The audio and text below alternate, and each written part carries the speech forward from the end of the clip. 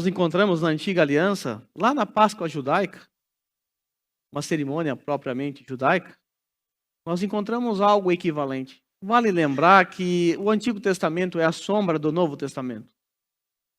Nós encontramos na Páscoa um tipo, e em Cristo nós encontramos o antitipo, ou seja, a promessa e o cumprimento, a sombra e a realidade. Quando nós olhamos para o capítulo 12 de Êxodo, nós encontramos algumas orientações acerca da celebração da Páscoa. Vale lembrar que as 9 pragas já foram dadas, o povo ainda está no Egito, agora vai vir a última praga. Essa última praga consiste em aquele povo receber a visitação do Senhor naquela noite. E a praga consistia na morte de todos os primogênitos. A Bíblia nos diz então que todo chefe da família deveria separar para si um cordeiro sem defeito, sem mancha, e sacrificá-lo até o 14º dia do mês ao pôr do sol. Após a morte desse animal, lá no versículo 7, é registrado que o povo de Deus foi convocado a pegar o sangue desse animal e passar nas laterais e nas vigas das portas de onde eles comeriam aquele animal. No versículo 12, a palavra de Deus diz que naquela mesma noite o Senhor passará pelo Egito e matará todos os primogênitos, tanto homens como animais. No versículo 13 é então nos dito que o sangue, preste atenção, o sangue será um sinal para indicar as casas em que os israelitas estiverem. Note a parte final deste verso. Quando eu vir o sangue, passarei adiante. A palavra Páscoa significa isso aqui, passar adiante, passar por cima. Esse é o significado da palavra Páscoa. O anjo, a morte, o próprio Deus passou por cima e não matou as casas onde havia a marca do sangue. Nós sabemos então que a praga da destruição não atingiu os israelitas no Egito. Nós chegamos então no versículo 14 e somos informados que esse dia, essa celebração, a morte daquele cordeiro, o comer de ervas amargas, seria um memorial. Um memorial. E os israelitas agora teriam que, por toda a sua geração, celebrar isso como uma festa ao Senhor. Vocês sabem que eu sou bem criativo e eu gosto de imaginar as cenas. Eu gosto de pensar como me sentiria se eu estivesse ali. Eu não gosto de fazer uma leitura fria do texto bíblico. Eu gosto de imaginar o sentimento das pessoas, os temores, as alegrias. Eu fico imaginando a reação do povo de Israel diante de tudo isso. Por um lado, eles foram tomados de temor. Afinal, o Senhor ia visitar com uma praga. Essa praga mataria os primogênitos. Então é óbvio que eles foram tomados de temor. Todos nós estaríamos na mesma condição. Se estivéssemos diante de uma iminente visita do Senhor, e ele estaria vindo com juízo. Eu fico imaginando que aquele dia foi tenso. Aquele cair da tarde, o sol se pondo, está escurecendo, agora o Senhor vai vir a qualquer momento. O temor deve ter tomado conta de todos os israelitas. Eu imagino eles sentados comendo a carne do animal assado, apreensivos, aguardando o momento da visita do Senhor. Certamente foram tomados de temor. Mas o anjo passa, o Senhor visita, e ele olha para o lado, seu filho está vivo. Ele começa a escutar dentro do Egito, muitas pessoas dos egípcios chorando, porque seu filho estava morto. Mas agora os israelitas olham para o lado e conseguem ver os seus filhos intactos, salvos. Agora eu fico imaginando a reação. Passou.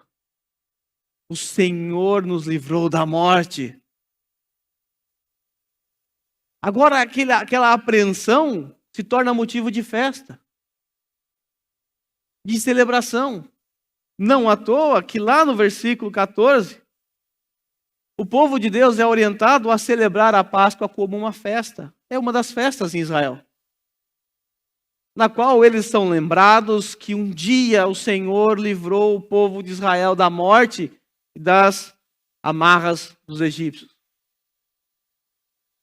A Páscoa judaica, ela é marcada por festa, celebração, comida. Porque para o judeu comida é sinônimo de festa. Para a gente é só gula mesmo.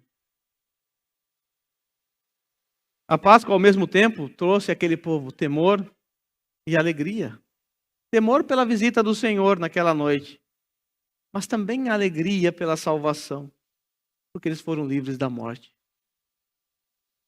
O Senhor passou por cima, por causa do sangue que estava na porta. Apesar da Páscoa ser uma cerimônia judaica, ela funciona, assim como todo o Antigo Testamento, como uma sombra de uma realidade que seria revelada no futuro. De forma que a Páscoa é o tipo e Cristo é o antitipo. Ou seja, a Páscoa apontava para uma realidade maior. Ela apontava para a nossa libertação. Não agora da morte física. Não do risco de perder o filho mais velho. Mas do risco que corrimos de passar a eternidade inteira no inferno.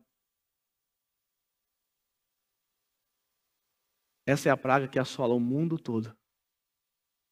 É a praga que ainda hoje assola o mundo todo. O Senhor, com toda a sua ira, Ele vai passar. E aqueles em que Ele não encontrar a marca do sangue do seu filho, esses sofrerão eternamente. Para salvar os israelitas, foi necessária a morte de um animal. Foi necessário o sangue de um animal. Para nos salvar da morte eterna, foi necessário o sangue do nosso Senhor. Foi necessário o sangue do Cristo, do Filho de Deus, do Deus encarnado. Para que recebêssemos vida, conforme o propósito de João, foi necessário a morte de um inocente. Alguém que não cometeu nenhum pecado. Só que dessa vez, não foi a morte de um animal, como eu disse, foi a morte do próprio Deus. Eu repito, o sangue de um animal, de um cordeiro, livrou os israelitas da morte física. O sangue de Cristo, o Filho de Deus, nos livrou da morte eterna. Agora eu pergunto a você, quem tem mais razões para celebrar? O judeu ou nós? Certamente nós. Eles tiveram o livramento da morte física do seu filho mais velho. Você foi livre do inferno, da condenação eterna, da ira de Deus. Porque o sangue do seu filho, o precioso sangue, foi aspergido sobre as portas da sua vida. Agora já não há mais condenação. Para aqueles que não têm essa marca, esse sangue sobre os umbrais da sua vida, esses já estão debaixo da ira. Quem crê no Filho tem a vida, mas quem rejeita o Filho, a ira de Deus permanece sobre ele. A ceia é também, assim como a Páscoa, o motivo de temor. Nós estamos diante de Deus. Nós estamos corandeu, nós estamos celebrando a ceia do Senhor. Mas ao mesmo tempo, a ceia também é um motivo de alegria, de júbilo, de gozo. Porque nós estamos celebrando, essa é a palavra, nós celebramos a ceia. Nós estamos celebrando a morte do Cordeiro. Se você não consegue participar desse momento com alegria, é porque você não entendeu do que você foi livre, do que você foi liberto, do que você foi salvo.